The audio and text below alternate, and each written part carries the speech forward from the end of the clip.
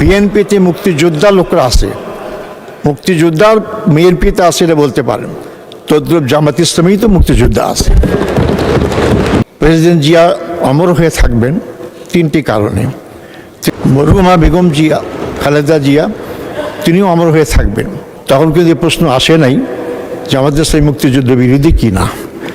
আমরা জামাত ইসলামের পক্ষ থেকেই আমরা সরকার গঠনের সমর্থন দিয়েই আমাদেরকে অফার করা হয়েছিল মন্ত্রিত্ব দেওয়ার জন্য, আমরা গ্রহণ করিনি দেশ এবং জাতীয় বৃহত্তর স্বার্থে। যে কোনো মুহূর্তে আমার ফাঁসি কার্যকর করা হতো। ঠিক সেই মুহূর্তে 24 সালের 5ই আগস্ট বিপ্লব বলি অথবা অভ্যুত্থান বলি, তার মাধ্যমে আমার মুক্তির পথ সুগম হয়। আমি এই জন্য জুলাই যোদ্ধা যারা শহীদ হয়েছেন তাদের আত্মার মাগফিরাত কামনা করি।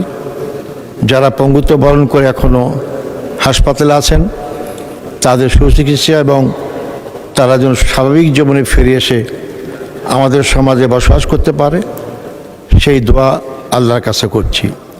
এই পরিবর্তন আন্দোলন ছিল বলেই আমাদের ঐক্যমত্য কমিশনের মাধ্যমে আমরা সুপারিশ দাঁড় করিয়েছিলাম, যার মাধ্যমে গণভোট অনুষ্ঠিত হয়েছে এবং জনগণ 70% গণভোটের রায় দিয়েছে। এই আন্দোলন শুধু বাংলাদেশের জনগণই অংশগ্রহণ করেনি। আমি ধন্যবাদ জানাবো আমাদের বিদেশে অবস্থানরত ভাষী ভাই বোনদের। তারা যদি কয়েক মাস রেমিটেন্স দেওয়া বন্ধ না করতো তাহলে এই আন্দোলন আর বেগবান হতো না। আমি ধন্যবাদ জানাবো যারা বিদেশে সোশ্যাল অ্যাক্টিভিস্ট ছিলেন, তারা জনমত গঠনে অনেক ভূমিকা রেখেছেন। আজকে অনেক সংবিধানের কথা বলা হচ্ছে, আমাদের বিরুদ্ধে অনেক অসত্য কথা বলা হয়েছে। এই অসত্য কথা আমরা যারা প্রবীণ, আমাদের বেগম খালেদার সাথে সাক্ষাৎ হয়েছে, যোগাযোগ ছিল, আন্দোলনে শরিক ছিলাম। অশ্বাদ বিরোধী আন্দোলন থেকেই আমরা পাশাপাশি আন্দোলন করেছি, আমি তাকে শ্রদ্ধা করি। এই জন্য এ প্রসঙ্গেও আমি শহীদ প্রেসিডেন্ট জিয়া যখন প্রেসিডেন্ট হলেন তার আগেই আমরা তার সঙ্গে সাক্ষাৎ ছাত্র আন্দোলন এবং ছাত্র সংগঠনের দায়িত্বে ছিলাম। সংগ্রাম মাননীয় স্পিকার, আমি তাই শ্রদ্ধার সাথে স্মরণ করি শহীদ প্রেসিডেন্ট জিয়াউর রহমানকে, শ্রদ্ধার সাথে স্মরণ করি মরহুমা বেগম খালেদা জিয়াকে, যারা সংগ্রাম করেছেন এদেশের জনগণের জন্য। প্রেসিডেন্ট জিয়া অমর হয়ে থাকবেন তিনটি কারণে। তিনি বাংলাদেশে বহুদলীয় গণতন্ত্র প্রতিষ্ঠা করেছিলেন। শহীদ জিয়া অমর হয়ে থাকবেন, তিনি ঐক্যের রাজনীতি করেছিলেন। তার ঐক্যের রাজনীতিতে আপনারা জানেন শাহজিউর রহমান প্রধানমন্ত্রী ছিলেন, আব্দুল আলিমের মতো লোক মন্ত্রিসভায় ছিলেন। আজকে অনেক মুক্তিযুদ্ধের পক্ষে বিপক্ষে কথা বলা হয়ে যায়। শহীদ প্রেসিডেন্ট জিয়া আধিপত্যবাদ বিরোধী আন্দোলন ছিলেন। তার 7ই নভেম্বর বিপ্লবের মাধ্যমে বাংলাদেশ আধিপত্যবাদ মুক্ত হয়। এই তিনটি কারণে তিনি আজকে স্মরণীয় হয়ে থাকবেন। মরহুমা বেগম জিয়া, খালেদা জিয়া, তিনিও অমর হয়ে থাকবেন।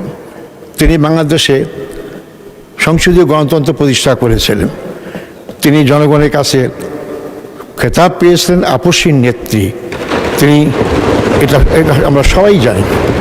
এবং তিনিও ঐক্যের রাজনীতি করেছেন, যে ঐক্যের মধ্যে তার কাছে কোনো ডান বাম কোনোটাই ভাগ ছিল না, যেটা ছিল না প্রেসিডেন্ট জিয়াউর রহমানের সময়।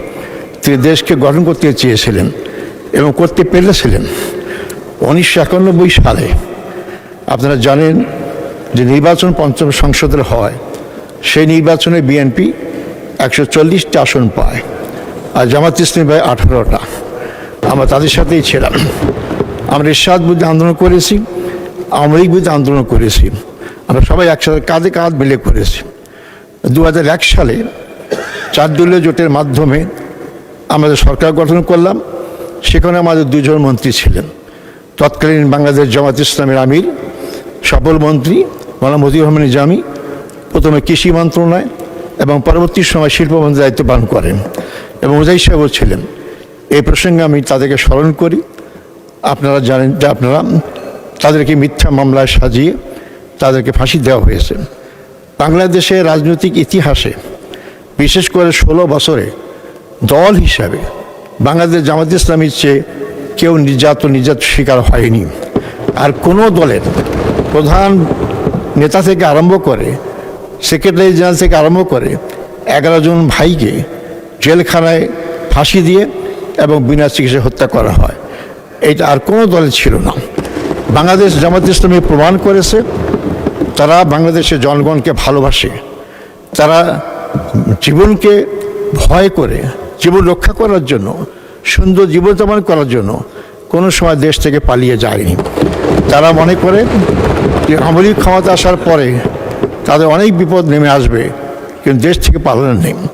এমনকি শহীদ মীর কাসেম আলী সাহেব তখন আমেরিকা অবস্থান করতেন, তাকে অনেকে বলেছে আপনি দেশে আসবেন না, গ্রেপ্তার করা হবে, মামলা দেওয়া হবে, ফাঁসি হবে। তিনি দেশে এসেছেন, গ্রেপ্তার করা হয়েছে, ফাঁসির মঞ্চে গিয়েছেন, শহীদ হয়েছেন, কিন্তু দেশ তো ছাড়েন নাই। আমরা আজকে অনেকেই অনেক কথাই বলছি যে আমি এই করেছি সেই করেছি। এদেশের জনগণ জানে কারা ত্যাগ বেশি স্বীকার করেছে। আমি কারো ত্যাগকে অস্বীকার করি না, ছোটো করে দেখতে চাই না, কিন্তু এমন কথা বলবেন না যেটা জনগণ বিশ্বাস করে না এবং আমাদের মনে আঘাত সৃষ্টি করে। মাননীয় স্পিকার, মুক্তিযুদ্ধ নিয়ে কথা বলা হয়, বিএনপির দাবি করে মুক্তিযুদ্ধের দল, অথচ বিএনপি প্রতিষ্ঠা হয়েছে 1981 সালে 1 সেপ্টেম্বর। 1979 সালে 1978 সালে 1 সেপ্টেম্বর, আর মুক্তিযুদ্ধ হয়েছে 71 সালে। যে মুক্তিযুদ্ধ দল কীভাবে বিএনপি হতে পারে? তাহলে এটা কীভাবে মূল্যায়ন করব?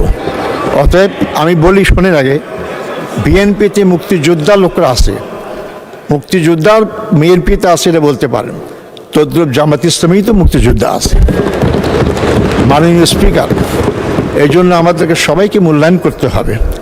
আপনি একদিকে বলবেন ঐক্যের কথা বলবেন, আবার ঐক্য বিনিষ্ট হতে হবে জাতীয় কথা সংসদে বলবেন, আবার পরবর্তী সময় আমাদেরকে নসিহত করবেন যে আপনারা এমন কথা বলেন কি ঐক্য নষ্ট হবে। আমরা তো শহীদ জিয়া বেগম জিয়ার মুখে এই কথা শুনিনি, আপনাদেরকে অস্বীকার করবেন? নিজামী সাহেবরা আমরা যখন গ্রেপ্তার ছিলাম আমাদের মুক্তির দাবি বেগম খালেদা জিয়া করেছিলেন, তাহলে কি আপনি বলবেন যে উনি মুক্তিযুদ্ধ বিরোধী শক্তিকে বা দলগুলা লোকগুলাকে মুক্তির আন্দোলন করেছিলেন? কারণ উনি ঐক্যের রাজনীতি চেয়েছেন। দেশকে গঠন করতে হলে বিভক্ত রাজনীতির মাধ্যমে কোনো দেশ কোনোভাবেই এগিয়ে যেতে পারে না।